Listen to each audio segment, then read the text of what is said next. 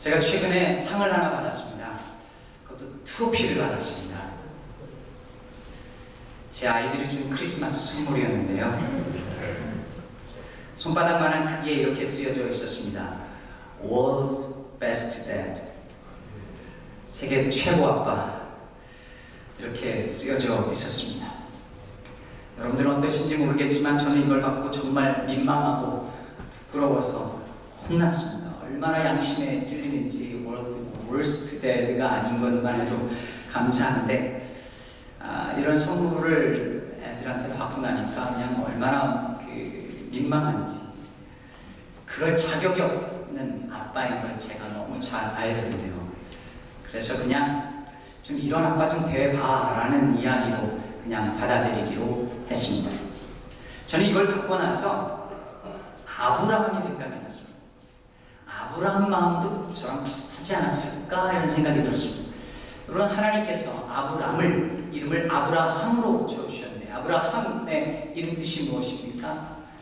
열국의 아비, 즉 모든 나라의 아버지, Father of all nations. 그런데 자식은 한 명도 없었습니다. 자식은 한 명도 없는데 이름을 열국의 아비 이렇게 지어줬을 때에 아브라함의 마음이 어땠을까요? 내가 이런 이름을 받을 자격이 있나? 내가 이런 이름에 합당한 사람인가? 이렇게 생각하지 않았겠습니까?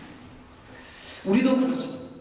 죄인인 우리를 하나님께서 의롭다 칭해 줄 때, 너는 내 아들이야, 내 딸이야 라고 말씀해 주실 때, 너는 하나님 나라 백성이야 라고 말씀해 주실 때에 우리는 내가 그럴 자격이 없는데, 나는 그렇게 그런 이름에 합당한 사람이 아닌데 라는 생각 때문에 주님의 그 부르심을 제대로 이해하지 못하고 또 받아들이지 못합니다.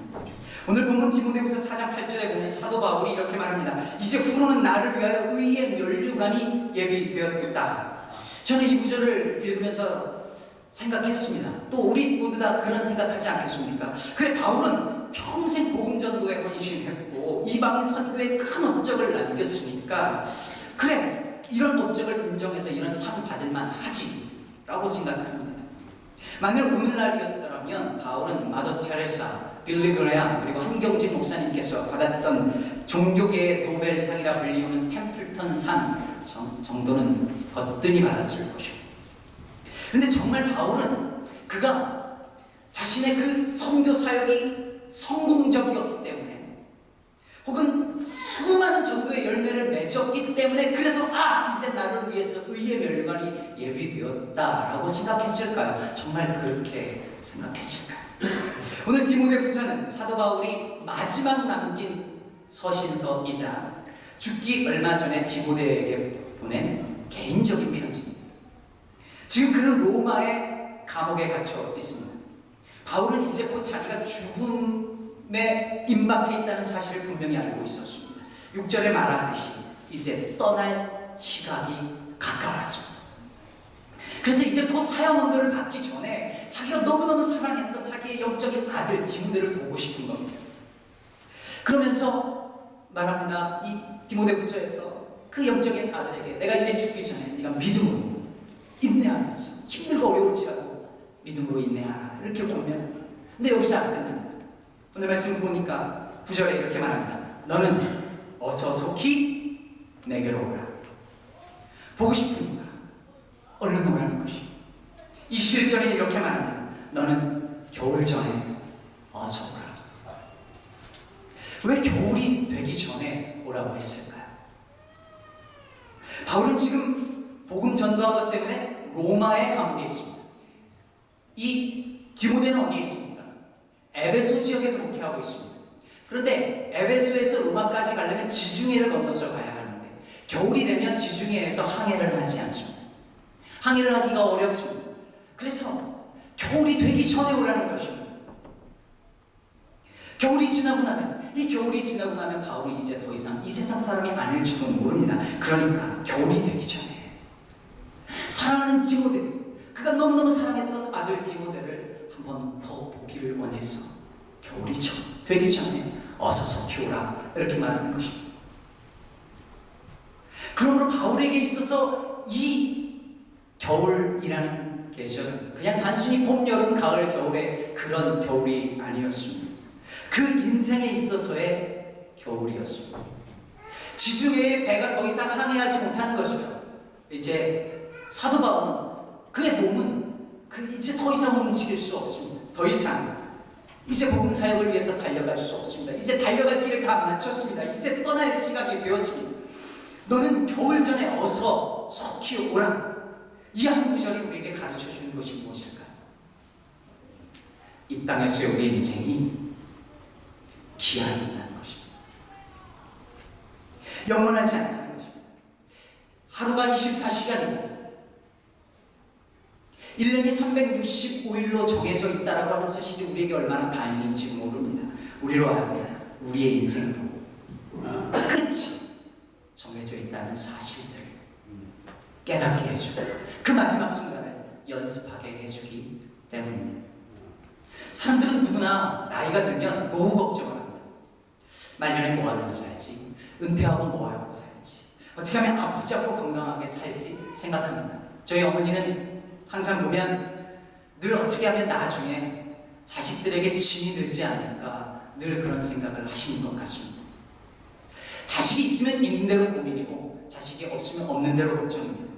그래서 사람들은 노후를 위해서 재산을 모으거나 아니면 최소한 건강이라도 챙기기 위해서 운동을 합니다. 그래서 요즘에는요, 한국 사람들은 한국에서 노인분들이 젊은 층보다 더 건강하시답니다. 실제로 조사를 했더니 30대가 가장 건강이 악한 상황이고 최악의 상황이고 노인층이 오히려 30대보다 건강이 좋은 것으로 나옵니다. 그런데요, 오늘 사도 바울의 노후를 보니까 참 쓸쓸하고 힘겹고 너무 외로워 보입니다. 모두가 다 바울을 떠나버렸습니다. 곁에 남은 사람이 누가 있다냐면 누가 한 사람밖에 없습니다.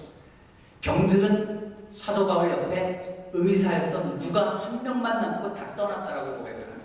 어쩌면 이럴 수 있을까요? 바울은 오늘 말씀 6절에서 자신이 전제와 같이 구워졌다 이렇게 말합니다. 그럼 여기서 전제라는 말은 영어로는 drink offering이라고 하는데 이것은 뭐냐면 유대인들이 제사를 지낼 때 거기다가 제물을 얻고 하나님 앞에 이렇게 제사를 드리지 않습니까? 근데 그 제사 드리는 제물 위에다가 피를 상징하는 포도주를 붓는 것, 그것을 전제라고 합니다. 그러니까 사도 바울은 무엇을 얘기하고 있냐면 자기가 그가 사랑했던 형제자매들 그리고 성도들을 위하여서 자신의 피 한 방울까지도 전제로 다 쏟아 부었고 마지막까지도 그럴 준비가 되었다라고 하는 것. 이제 내가 벌써 전제로 부은 바 되었다라고 말하는 것입니다. 빌립보서 2장 17절에 보면 바울이 이런 말을 합니다. 만일 너희의 믿음의 재물과 숨기기 위해 내가 나를 전제로 드릴지라도 나는 기뻐하고 너희 무리와 함께 기뻐하리.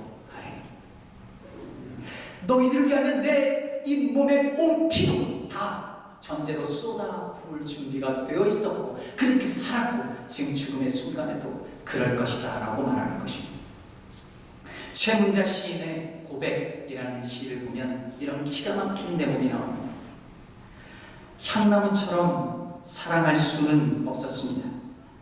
제 몸을 찍어 넘기는 도끼 날에 향을 흠뻑 묻혀주는 향나무처럼 그렇게 막무가내로 사랑할 수는 없었습니다. 제 몸을 찍어내는 그 도끼 날에다가도 향나무가 향을 묻혀준다. 그런 것처럼 사도 바울은 자기를 핍박하고 조롱하고 괴롭히는 그들을 향해서도 그리스도의 사랑을 묻혀주는 그런 위대한 사랑의 사도였습니다. 그야말로 아낌없이 주는 나무 같았습니다. 그런데 어떻게 그들을 위해서 이렇게 헌신했는데 바울이 막상 감옥에 있을 때는 사도 바울을 다 떠나가는 것입니다. 바울이 로마 법정에 서 있는데 그 누구 한 사람도 바울 옆에서 바울을 변호해 주지 않습니다. 디모데후서 2장 10절에 15절에 보면 아시아에 있는 모든 사람이 다 나를 버렸다 라고 말합니다. 오늘 말씀 16절에 보면 내가 처음 변명할 때에 나와 함께한 자가 하나도 없고 다 나를 버렸다 이렇게 말합니다. 내가 처음 변명할 때 이 말은 바울이 법정에 섰는데 첫 변론할 때, 즉 처음 예비 심리할 때에 나를 위해서 내 옆에 서서 나를 위해서 변호해 준 사람이 단 한 명도 없고 다 나를 버렸다 이렇게 말하고 있는 것입니다. 그뿐이 아닙니다. 사도 바울의 마음을 가장 힘들게 했었던 인물은 데마였었던 것입니다. 오늘 말씀 10절에 보면 이렇게 말합니다. 데마는 이 세상을 사랑하여 나를 버리고 데살로니가로 가라. 데마는 분명히 바울의 동역자였습니다. 빌립보서 4장하고 빌레몬서를 보면 이 바울이 자기의 동역자들 안부 묻고 이럴 때 누가하고 데마 이야기를 꼭 합니다. 그러니까 누가와 데마가 같이 바울을 따라다니면서 봉사역을 하던 인물이었습니다. 그런데 이 그랬던 데마가 세상을 사랑해서 바울을 버리고 가버렸다는 것입니다. 여기서 버리다라는 말의 이 헬라어 단어는 예수님이 십자가에 달려 죽으실 때 나의 하나님 어찌하여 나를 버리셨습니까? 라고 말할 때 그 단어입니다. 그렇기 때문에 사도 바울 데마가 자신을 버리고 간 사실이 얼마나 힘들고 괴롭고 마음 아픈 일이었는지 다 기록하지 않지만 이 단어 속에 그것을 품고 있는 것입니다. 저는요 목사라서 그런지 모르겠지만 이 본문을 읽는데 울컥하더라고요. 눈물이 날 것 같더라고요. 이게 뭘까? 어떻게 이렇게 평생 복음 사역에 헌신하고 자기 육신을 자기 온 인생을 다 전자와 같이 구원받을 될 정도로 헌신해서 교회를 세우는 일에 성도를 사랑하는 일에 사람들을 사랑하고 섬기는 일에 인생을 다 바쳤는데 어떻게 말년이 이럴 수 있을까? 그게 뭐가 어떻게 이렇게 비참하고 초라하고 외로울 수 있을까? 믿었던 성도들에게 이렇게 다 버림받고 배신당한 바울을 생각하니까 화가 나고 너무 안타까웠습니다.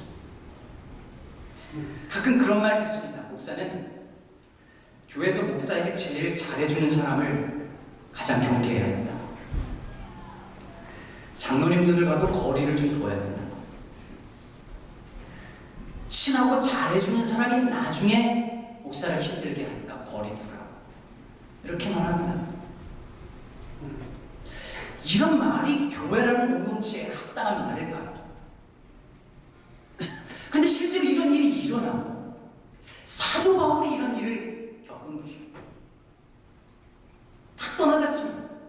믿었던 동역자마저도 떠나갔습니다. 여러분 이 정도 되면 그의 목회는 실패했다고 봐야 하는 것 아닐까요?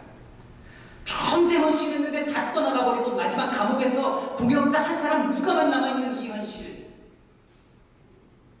동역자라고 믿었던 데마도 세상을 향해서 가버린 그 현실 속에서 그의 사역은 이제 실패라고 결론 지어야 하는 것 아닐까요? 그런데도 과연 그가 그를 위해서 면류관이 예비되었다라고 그렇게 말할 수 있는 것일까요? 면류관을 받을 자격이 있는 것일까요? 우리는 항상 이런 식으로 생각하고 판단합니다. 얼마나 열매를 맺었느냐, 얼마나 수입이 있었느냐, 몇 개를 팔았느냐, 사업 규모는 얼마나 되었느냐, 가게 크기는 얼마냐, 교회 크기는 어느 정도냐, 교회는 얼마나 크냐, 예산은 어느 정도냐, 이 모든 결과물로 숫자로 크기로 성공인지 실패인지를 가름하고 결정하려고 심지어 그리스도인들조차도 이렇게 판단합니다. 큰 교회는 성공한 교회고 작은 교회는 실패한 교회라고 생각합니다. 큰 교회는 큰 은혜를 받은 것이고 큰 사역을 하고 있다고 생각합니다. 얼마나 세속적인 생각인지 모릅니다. 그럼 오늘 사도 바울은요, 자신이 선교사에게 엄청난 성공을 이루었기 때문에 면류관을 받을 것이라고 생각한 것이 아니었습니다. 그가 이러저러한 선교사역을 했고 그것이 이런 결과물을 만들어냈기 때문에 이제 내게는 의의 면류관이 나를 위해서 예비되었구나라고 생각한 것이 아닙니다. 반면에 자기 성도들이 다 떠나가버리고 배신당하고 눈에 보이는 열매는 몇 사람 되지 않기 때문에 나는 이제 면류관 받을 자격이 없어 라고 생각한 것도 아니었습니다. 바울이 의의 면류관을 기대하고 소망할 수 있었던 그 근거는 그의 인생의 말년에 누구에게나 자랑할 만한 인생 성공 스토리가 있었기 때문이 아니라 그저 믿음을 지키기 위한 선한 싸움을 싸워 달려갈 길을 다 달려갔고 그래서 믿음을 지켜냈기 때문이었습니다.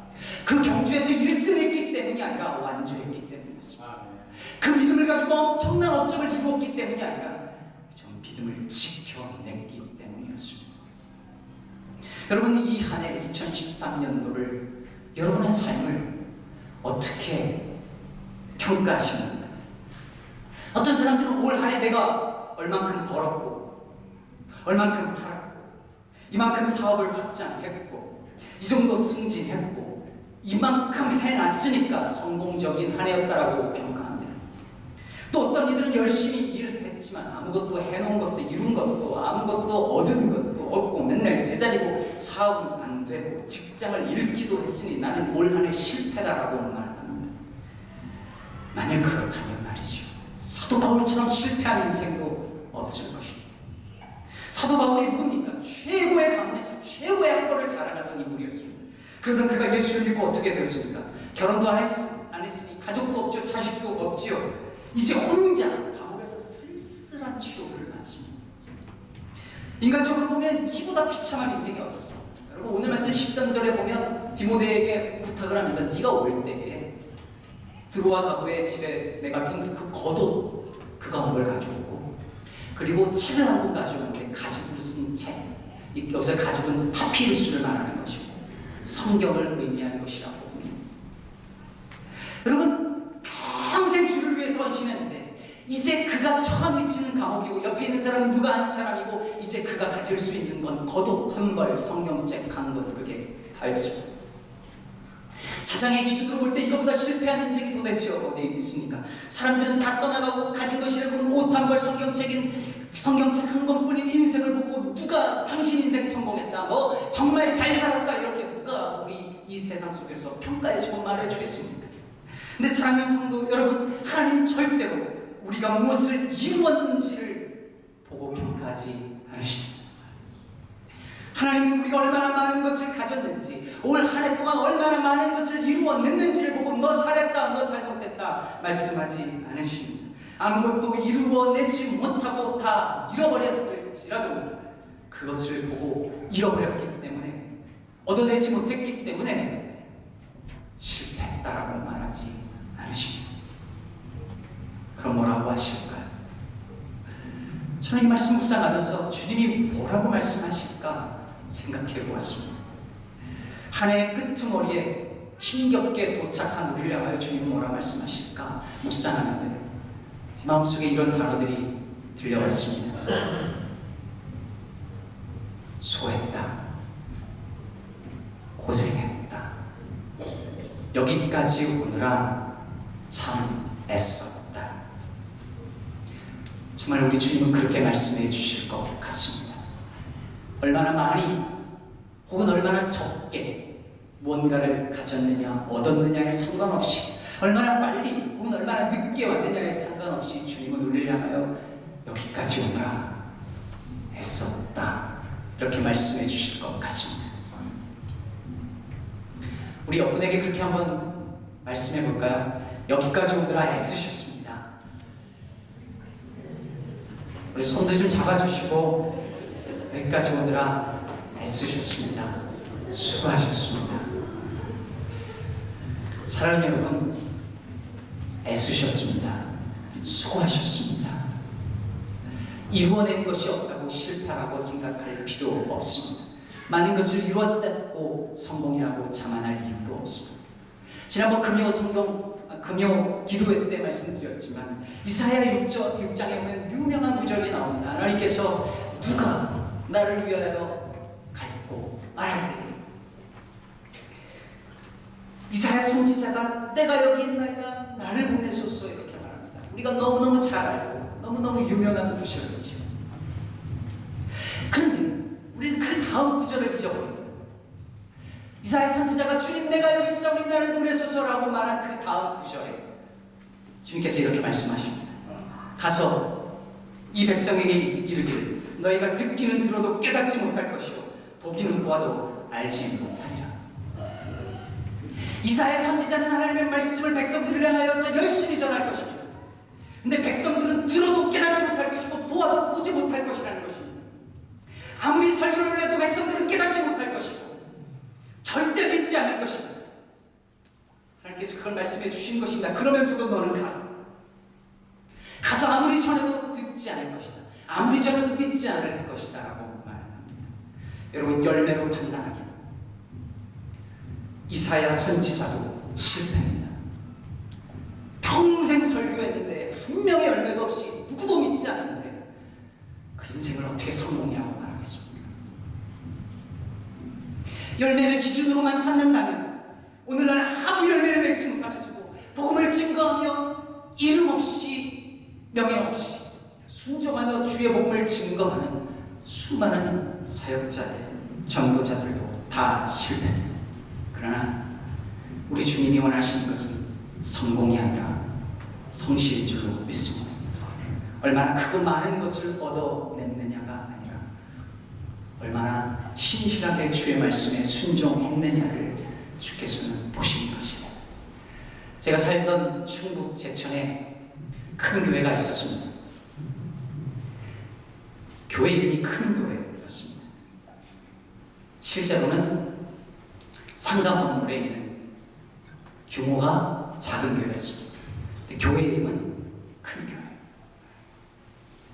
저는 고등학교 때 그 교회를 보면서 웃었습니다. 저 교회는 내가 어릴 때부터 봤는데 계속 작은데 어떻게 큰 교회예요? 교회로 바꿔야 되지 않을까?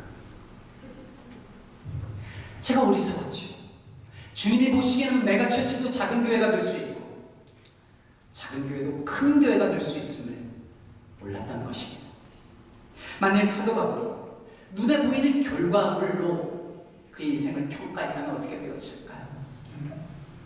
주님이 주시는 의의 면류관이 아니라 이 세상의 상급을 기대했더라면 어떻게 되었을까요? 자신을 버리고 간 대마와 많은 사람들을 생각하면서 원망하고 분노하면서 이를 갈면서 그의 노를 맞이하지 않았겠습니까? 그런데 오늘 말씀 16절을 보십시오.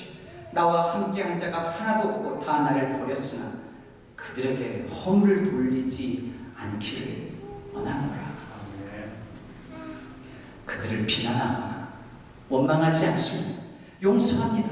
왜요? 그의 인생에, 그의 선교에 그 모든 것은 주님이 평가하는 것이지 눈에 보이는 것으로 평가받는 것이 아니기 때문입니다. 어떻게 사도 바울이 이럴 수 있었을까요? 어떻게 아무리 사도라 할지라도 이럴 수 있었을까요? 저는 그 해답을 오늘 우리가 아까 불렀던 그 찬양 속에서 찾습니다. 사도 바울의 그 고백, 평생의 고백, 나의 나된 것은 오직 하나님의 은혜로 된 것이라. 아멘. 주님을 버린 정도가 아니라 주님을 핍박했던 그를 하나님께서 근본적으로 사랑하시고 붙잡으셔서 여기까지 오신 그 은혜를 생각할 때 그가 도대체 누구를 원망하고 정죄할 수 있었겠습니까? 사랑하는 성도 여러분, 이 한 해가 가기 전에, 이 한 해가 다 가기 전에, 여러분의 인생에 겨울이 오기 전에 우리가 바라보아야 할 것은 내가 얼마나 많은 것을 이루어냈는가 혹은 그러지 못했는가, 그것이 아니라 주께서 내게 베푸신 그 은혜가 무엇인지 그것을 바라보아야 할 줄로 믿습니다. 아멘. 한 가지 이야기를 하고 말씀을 맺고자 합니다. 그럼 혹시 개그맨 이동우 씨라는 분의 기사를 읽어보셨습니까? 한때 틴틴파이브라는 개그 그룹에서 홍록기 그리고 표인봉 씨와 함께 인기를 누리던 이동우 씨가 2004년도에 결혼한 지 3개월 만에 망막 색소 변성증이라는 판정을 받고 시력을 점점 잃어갑니다. 이 병은 눈의 망막 세포가 변해서 바깥 시야가 좁아지면서 터널처럼 가운데만 부분적으로 보이다가 점점 완전히 시력을 잃어가는 병입니다. 몇 년이 흐르면서 이동우 씨의 시력은 완전히 사라져 갔습니다. 그러면서 이분이 태인이 되어져 갑니다. 세상에 대한 분노와 좌절 속에서 살아갑니다. 이분 하는 인터뷰를 들었는데 가장 힘들고 고통스러웠던 것은 억울함이었답니다. 왜? 내가 뭘 잘못했다고 내가 이런 병을 얻어야 하는가라는 억울함이었답니다. 근데 정말 기가 막힌 것은 뭐냐면 이 남편이 시력을 잃었는데 이 아내마저도 뇌종양 때문에 한쪽 청력을 잃게 됩니다. 참 한 사람이 견디기 보기에는 너무 힘든 일이었을 것입니다. 근데 이동우 씨가 그 상황을 극복할 수 있었던 계기가 있었는데 그것은 이 아내가 한 말 한마디 때문이었다. 이 아내가 뇌종양 수술을 받고 회복실에 있을 때 남편을 향하여 이렇게 말했던 거예요. 조금이라도 시력이 남아있을 때 당신 여행 가. 세계 곳곳을 다니면서 좋은 거 봐. 왜냐면 조금이라도 시력이 남아있을 때 마지막 눈이 감겨지기 전에 그 마지막 보는 것이 자기의 아픈 모습이기보다는 세상에 좋은 것을 그 눈에 담는 것이 좋겠다라는 아내의 마음이었던 것입니다. 사랑하는 여러분, 우리에게도 시력이 사라질 때가 올 것입니다. 우리 인생에도 겨울이 올 것입니다. 시력이 사라지기 전에, 인생의 겨울이 오기 전에 우리가 바라봐야 할 것은 오늘도 1년 365일 내가 얼마를 벌었는가, 내 눈앞에 무엇이 있는가, 내가 어떤 것을 성취했는가 라고 하는 이 땅의 것을 바라보면서 사는 것이 아니라 인생의 겨울이 오기 전에 하나님을 바라보고 하나님이 내게 행하신 그 은혜를 바라보고 이 비전이 전능하신 창조주 하나님을 바라볼 수 있게 되기를 주님의 이름으로 축복합니다. 전도서 12장 1절 말씀에 너는 청년의 때, 나는 곤고한 날이 이르기 전에 나는 아무 낙이 없다라고 말하기 전에 너의 창조자를 기억하라 라고 말씀하십니다. 겨울이 오기 전에, 아무 낙이 없다라고 말하기 전에, 여러분들의 이 인생의 날이 다 가기 전에 하나님을 기억하고 하나님의 은혜를 기억하고 한 해 동안 베풀어 주신 그 은혜에 감사하면서 이 아이를 마무리하는 저와 여러분 되시길 주님의 이름으로 축복합니다. 기도하겠습니다.